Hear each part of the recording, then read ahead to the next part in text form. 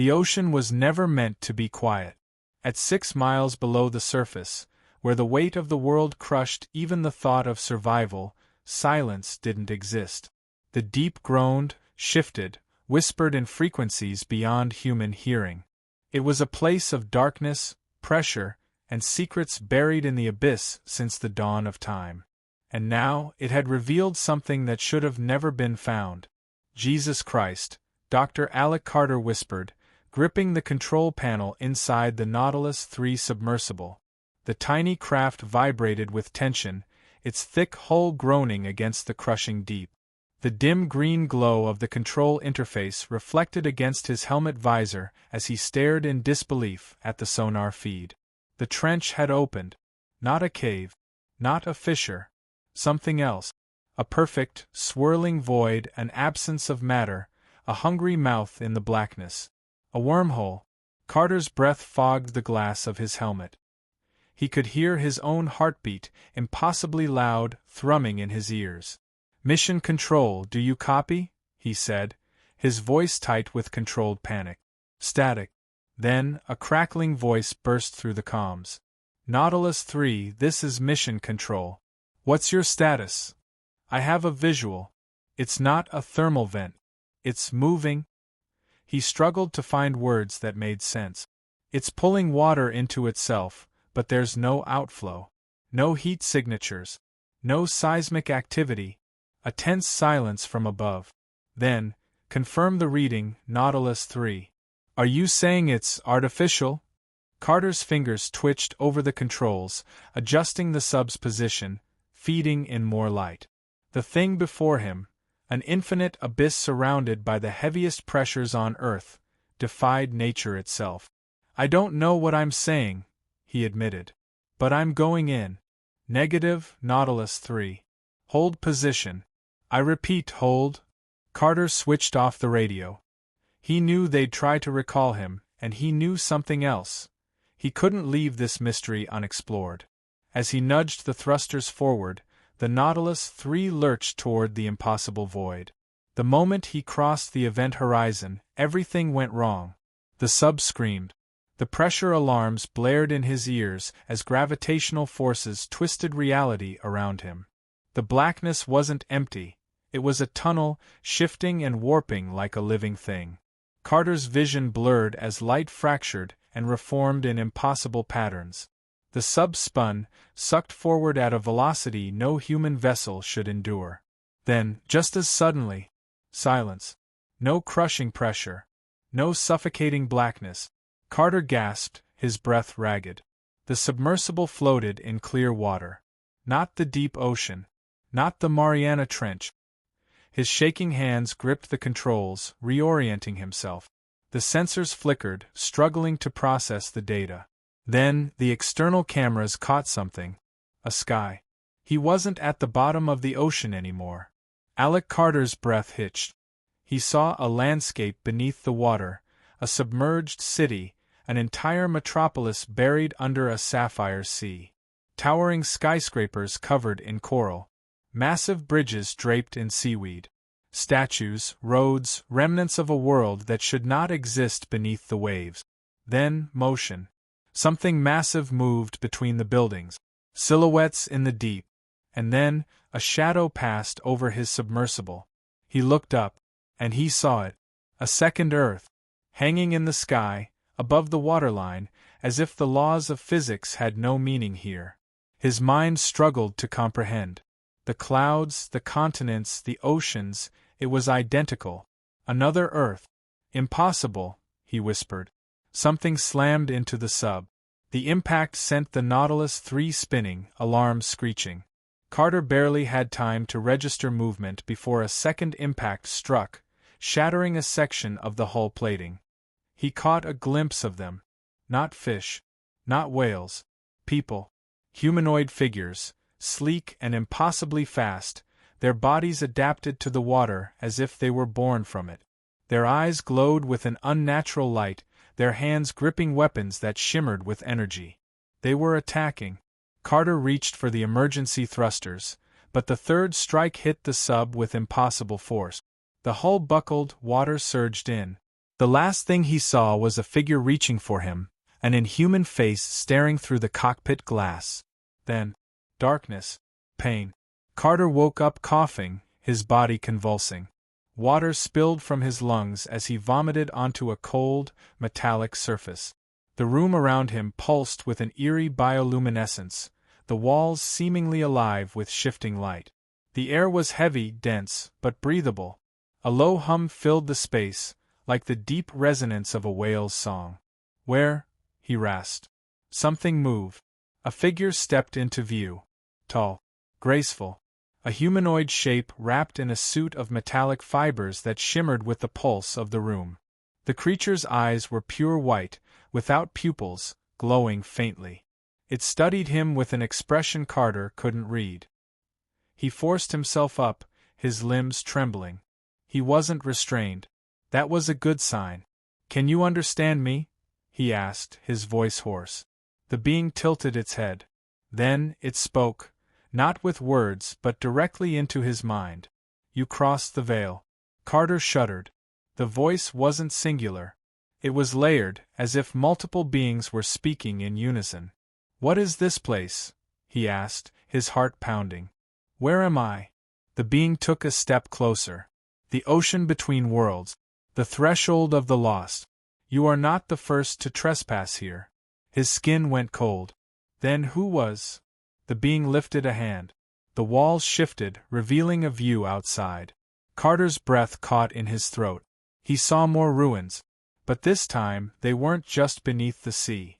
There were ships, thousands of them, hovering above the sunken city, their designs eerily familiar. Human ships, old, ancient, some bearing insignias of nations that no longer existed. An entire fleet trapped. His mind reeled. How long had people been coming here? And why had none returned? He turned back to the being, his pulse hammering. "What happens to us?" The being's glowing eyes flickered. "You are part of the cycle now. You belong to the tide." Before Carter could respond, the walls behind him parted. Figures stepped through. More of them. But these weren't the same as the first. Their bodies bore scars, their armor mismatched, a sign of battle, survival. One of them, a woman with a human face and glowing, inhuman eyes, stepped forward. She looked at him with something he hadn't seen in the others. Recognition. "Oh hell," she muttered. Carter's stomach twisted. "You're human?" She exhaled, shaking her head. "Not anymore." The alien figures didn't stop her as she walked closer, kneeling beside him. "Listen to me," she said, her voice urgent. "Whatever you do..." She grabbed his wrist. "Don't let them take your mind." Before Carter could respond, a deafening boom shook the entire structure. The lights flickered. The walls pulsed violently. Outside, the water roiled, massive shadows moving. Something was coming. And it wasn't friendly. Carter had no idea where he was. No idea how he was going to escape. But he knew one thing. The nightmare had only just begun. The world shook. The walls around them rippled like a living thing, reacting to the deep vibrations. The eerie hum that had once filled the chamber escalated into a shrieking wail. Whatever was coming, it wasn't just another tremor. It was a war cry. Dr. Alec Carter barely had time to process the warning before the woman grabbed him by the arm and yanked him to his feet. He stumbled, his limbs weak from whatever the alien beings had done to him. "We need to go. Now." "What's happening?" Carter demanded, his voice hoarse. The woman, human or at least once human, glanced toward the shimmering wall as another tremor hit. She was tall, muscular, with close-cropped black hair and faint bioluminescent veins running up her arms. Her eyes, glowing with the same unnatural light as the others, darted between him and the shifting corridor beyond. "They found us," she muttered. Before Carter could ask who they were, the walls tore open. A blast of pressure and water erupted into the chamber as the first invader came through, an inky, serpentine shape that didn't move like a living thing but rather unfolded into existence. It didn't swim, it flowed. The alien figures surrounding them reacted instantly. The room erupted into chaos as weapons formed in their hands, sleek blades of condensed energy and projectiles of light. Carter barely had time to register the battle before the woman grabbed him again, dragging him backward. "Move, damn it!" she hissed. They sprinted through the opening in the wall just as another blast of pressure rocked the chamber. Carter risked a glance back, just in time to see one of the alien warriors sliced clean through by a tendril of shadow. The thing in the water wasn't just an enemy. It was something worse. Something hungry. "Where the hell are we going?" Carter asked as they plunged down a long, pulsating corridor. The walls shifted and writhed like muscle tissue. The whole place felt alive. "To the surface," the woman said. "Surface?" His mind reeled. "We're still underwater?" She shot him a dark look. "Where else would we be?" Before he could answer, a new explosion tore through the structure. The passage ahead of them erupted in a maelstrom of force. Water surged forward, swallowing everything. The current hit them like a hammer. Carter tumbled, spinning uncontrollably, his limbs flailing in the crushing rush of water. He barely had time to suck in a breath before he was lost to the torrent. Darkness swallowed him. Then light. And sky. Carter burst upward, gasping. The water spat him out into open air, and he flailed, disoriented. His body ached, his head spun, and his lungs screamed for oxygen. He wasn't in the trench anymore. He was in an ocean, but it wasn't Earth's ocean. The water was too clear, too impossibly blue. Strange, jagged landmasses jutted from the horizon, draped in alien vegetation. And above him, another Earth, hanging in the sky as if gravity meant nothing. His mind rebelled against the sight. It was impossible. A strong arm hooked under his shoulder. "Keep moving," the woman barked. She dragged him toward a floating wreckage, what looked like the remains of a shattered vessel, half submerged. They clambered onto the twisted metal. Carter coughed, his entire body shaking. The woman was already scanning the water, her muscles tense. "They're coming." Carter struggled to sit up. "Who? What were those things?" She exhaled sharply. "The real owners of this place."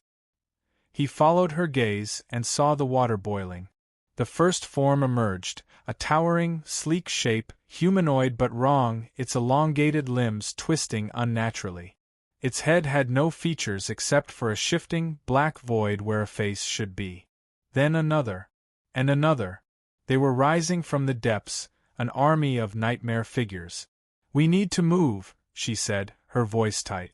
Carter barely had time to react before a deafening whine split the air.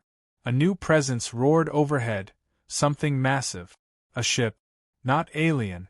Not entirely human, either. A hybrid of both. The angular craft sliced through the sky, its engines leaving trails of violet energy. As it passed, hatches along its underbelly opened, and weapons deployed. Bolts of energy rained down, striking the rising creatures with pinpoint precision. The ocean exploded with force, sending monstrous limbs and twisted bodies scattering. Carter shielded his eyes as the ship circled back.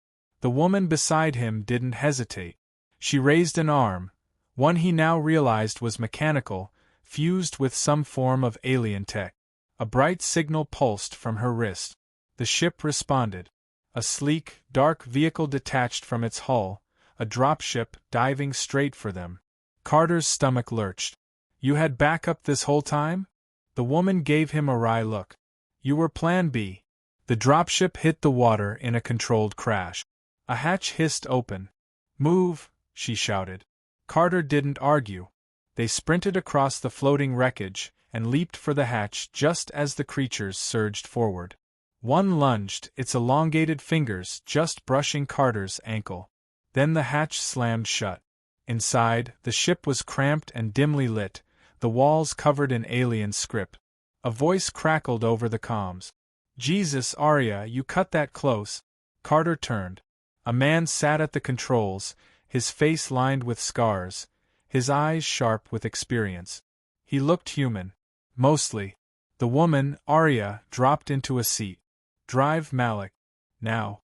The ship jerked, the engines roaring to life. Through a small viewport, Carter saw the nightmare creatures receding, their black forms twisting, watching. Then they were gone, lost beneath the endless, alien ocean. Carter exhaled. His hands were still shaking. "What the hell is this place?" he asked. Arya didn't answer immediately. She exchanged a glance with Malik. Then she sighed. "Welcome to the in-between." He frowned. "In-between what?" Malik smirked. "Everything." Carter clenched his jaw. He had come here expecting the greatest discovery of his life. Instead, he had stepped into a nightmare. A wormhole beneath the sea. Another Earth. A war that had been raging for God knew how long. And the terrifying realization that he might never see home again. The ship accelerated, cutting across the ocean. Ahead, rising from the alien sea, was something even more impossible. A city. Not ruins. Not remnants. A fully operational, glowing metropolis suspended above the water. "Buckle up, Doc," Arya muttered. "You're about to meet the people who lost the last war." And for the first time since waking up, Carter understood. This wasn't just an expedition. This was a fight for survival. The city loomed ahead, a breathtaking sprawl of alien and human architecture fused into something both beautiful and haunting.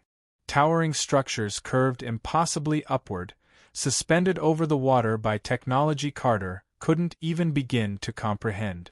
Bridges of shimmering light connected buildings that shouldn't have stood upright, yet they did, defined not by gravity but by something else entirely. And at its heart, dominating the skyline, was a massive obsidian tower, humming with energy. The ship approached fast, cutting low over the water before angling up toward the outer perimeter. Carter braced himself against the walls as the engines shifted, slowing their descent. Through the viewport, he could see figures waiting on a landing platform, dozens of them, armed. They weren't all human. His pulse quickened. The dropship touched down with a mechanical hiss, the hatch already opening before they were fully settled. Arya was the first out, striding forward with the confidence of someone who belonged. Carter hesitated. Malik clapped him on the shoulder. "Come on, Doc. No turning back now." He stepped into the open air, his breath catching. The gravity felt different here. Lighter, more fluid. The air was crisp, electric. And then he saw them. A mix of survivors, soldiers, and beings he didn't have names for. Some looked human but had features that marked them as something more: glowing eyes, shifting skin, elongated limbs.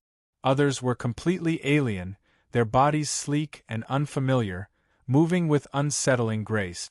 A man stepped forward. He was older, maybe late 50s, with a hard face and a body built for war.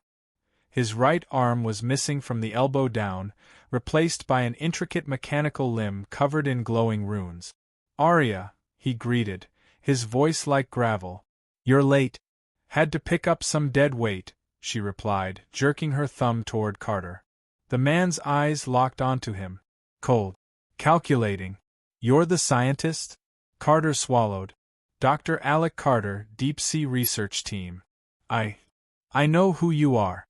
The man stepped closer, towering over him. "I know what you found. And I know why you're here." Carter frowned. "You do?" The man exhaled sharply. "You think you're the first?" A chill ran through him. Arya folded her arms. "Let's not waste time, Commander. The rift is destabilizing. They're already moving." The commander's gaze darkened.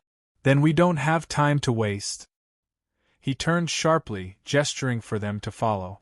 Carter exchanged a glance with Malik, who simply nodded toward the massive tower ahead. They followed in silence. The deeper they went into the city, the more surreal it became. Streets shimmered with neon-blue pathways that responded to their step. The sky overhead wasn't truly a sky, it was a projection, a veil masking something darker beyond. The city itself was built on an artificial platform floating above the abyss, and Carter could feel the weight of what lay beneath. And then there were the people. Survivors. Some looked like they had been here for years. Others carried the haunted look of those who had only recently realized they'd never be going home. They reached the tower, entering through massive sliding doors that sealed shut behind them. The inside was a stark contrast to the outside, clean, sleek corridors humming with unseen power. They moved fast, past war rooms filled with holographic projections of the rift, past engineers working on weapons that defied physics. Carter's mind raced with questions, but he barely had time to process. They reached an elevator. The commander placed his mechanical hand against a scanner. The doors opened with a whisper. "In," he ordered. They obeyed. The doors slid shut and the platform lurched downward. Carter frowned. "Where are we going?" The commander didn't answer. Then darkness. The elevator opened into a massive underground chamber. Carter's breath hitched. A portal. A swirling, unstable wormhole, far larger than the one they had found in the Mariana Trench. This wasn't just a tear in space. This was a wound. Massive pylons surrounded it, crackling with energy, barely keeping the rift contained. The air shimmered with gravitational distortions, making reality itself feel thin. And beyond the portal, something moved. A vast, shifting shadow. A presence. Carter's stomach clenched. He felt it watching him. "What the hell is that?" he whispered. Arya's face was grim. "The end of everything?" The commander stepped forward. "This rift connects to more than just another Earth. It's a bridge between realities. And something is coming through?" Carter shook his head. "But we shut the one on our side." "We?" "You didn't shut anything," the commander interrupted. "You just woke it up." The words sent ice through Carter's veins. Arya exhaled. It was never just a trench. It was a gate, one of many. And now that it knows we exist, it won't stop until it breaks through completely. The rift pulsed. The chamber shook. The alarms blared. A ripple ran through the portal, distorting the space around it. Then, a limb emerged. Not human. Not machine. Something else. Long, jagged. Covered in shifting black mass, pulsing with unnatural energy. It slammed into one of the pylons, sending a shockwave through the chamber. The lights flickered. "Containment is failing," someone shouted over the comms. Carter took a step back, his heart hammering. The portal widened. More limbs, more shapes, things that had no business existing, began pushing through. "Shut it down," Arya ordered. A technician frantically worked the controls. "It's not responding." The commander turned sharply. "Get everyone topside. We need to evacuate the city." "Evacuate?" Carter's voice was barely above a whisper. "What do you mean evacuate?" The commander met his gaze. "I mean we're leaving this world behind." Carter's blood ran cold. The rift convulsed, and the thing beyond it screamed. A sound that wasn't a sound at all, just raw, unbearable pressure crushing down on his mind. It was intelligent, and it was breaking through. Arya grabbed him. "Move!" The chamber collapsed into chaos. The alarms blared, red lights flashing as the rift widened. The city's defenses were already activating, massive turrets emerging from the walls, firing relentless streams of energy into the swirling maw. But it wasn't enough. Carter ran, his mind reeling. This wasn't just a research expedition anymore. This wasn't just another world. It was an invasion. And humanity was losing. They reached the elevator just as another tremor hit. Malik was already there, working a console. "I've got a ship prepped. We need to get off-world now." The commander's jaw was set. "Get as many people as you can. But if that thing gets through..." Arya's eyes were hard. "We make sure it doesn't." Carter barely had time to react before the tower lurched. The rift exploded outward, and the nightmare poured through. The sky cracked open. Above the city, reality itself tore apart as the rift expanded, its chaotic energy sending shock waves through the towering structures. The containment pylons exploded one by one, their glowing stabilizers reduced to sparking debris. Whatever force had been holding the breach in check was gone. And now, the things beyond the rift were coming through. Carter ran, his breath ragged as the tower shook around him. He risked a glance back, immediately regretting it. The first creature fully emerged. It had no true shape, only a churning mass of obsidian and writhing limbs, constantly shifting between forms too alien for his mind to fully comprehend. Eyes, thousands of them, blazed with unnatural light across its surface. Its very presence sent pulses of raw terror through Carter's nerves, as if something deep in his DNA recognized it as a primordial predator. And then it moved, faster than something that size should. Its limbs lashed out, spearing through buildings like wet paper. People screamed as structures collapsed in cascades of molten metal and shattered glass. The invasion had begun. Arya shoved Carter forward. "Get to the ship." He stumbled but forced himself to move. The elevator was gone, its shaft a gaping hole. The only way out was the emergency access tunnels, if they weren't already caved in. Another explosion rocked the tower. The thing beyond the rift had noticed them. A single tendril, if it could be called that, snapped toward the tower, smashing through floors as it sought them out. The commander cursed and fired his rifle, but the energy rounds barely left a mark. Malik launched an explosive charge. Nothing. It was toying with them. Arya didn't hesitate. She grabbed Carter's arm, activating the emergency rappel on her suit. "Hold on." He barely had time to react before she jumped. The world became a blur. They plummeted through the air as the battle raged above them. Below, the city burned.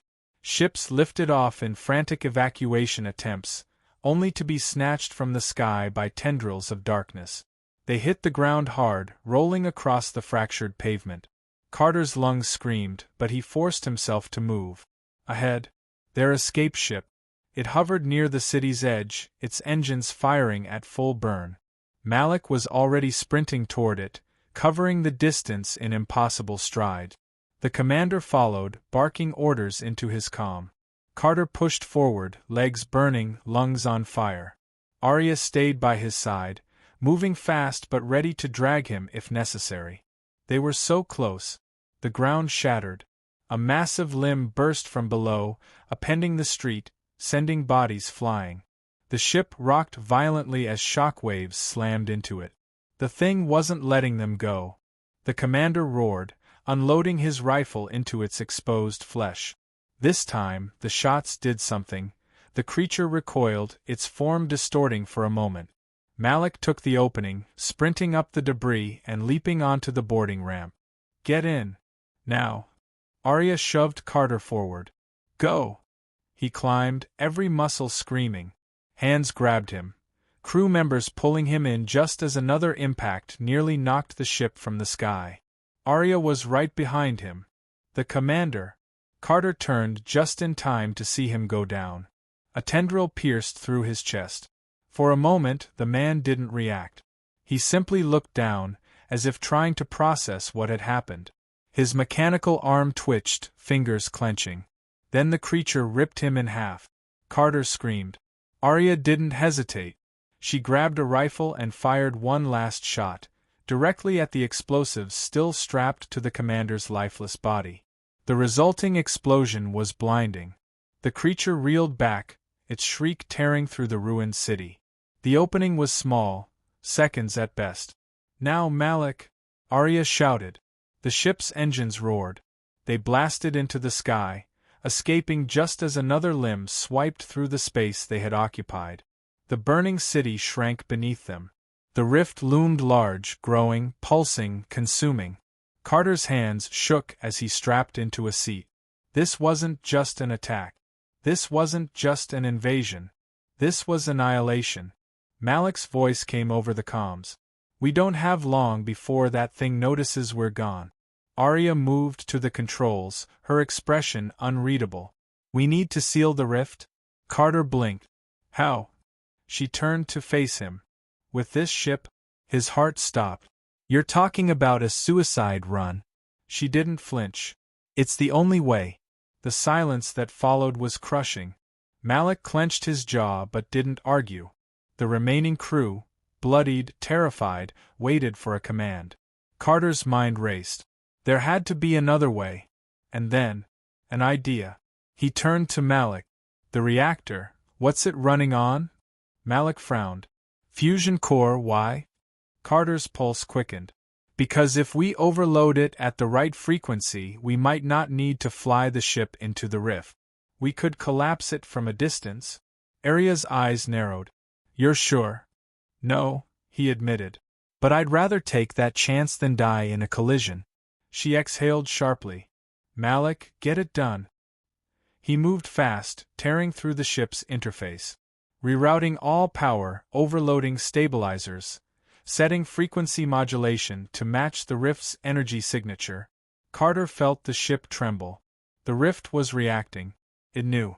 And it was trying to stop them. A massive tendril lashed out, reaching. Now! Arya shouted. Malik hit the final command. The ship detonated.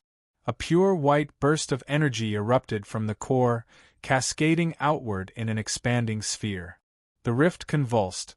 Reality itself screamed. And then, it collapsed.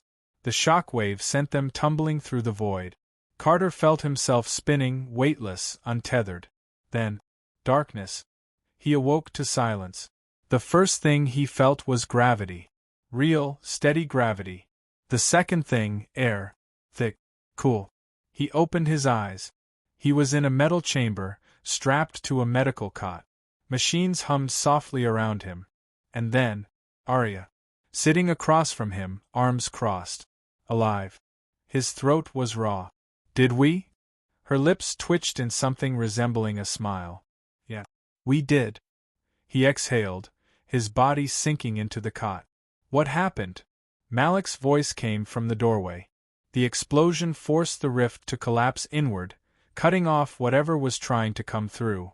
The city, it's gone. But so is the thing. Carter's heart clenched. Gone. Arya stood. We made it back. The wormhole spat us out near the Mariana site. She met his gaze. And we're sealing it. For good. He swallowed hard. And the people? The ones we left behind? No answer. Just silence. And in that silence, a memory. The last thing he had seen before the rift had collapsed. A shadow. A presence. A single, burning eye watching them as they escaped. It wasn't over. Carter knew that. And so did it.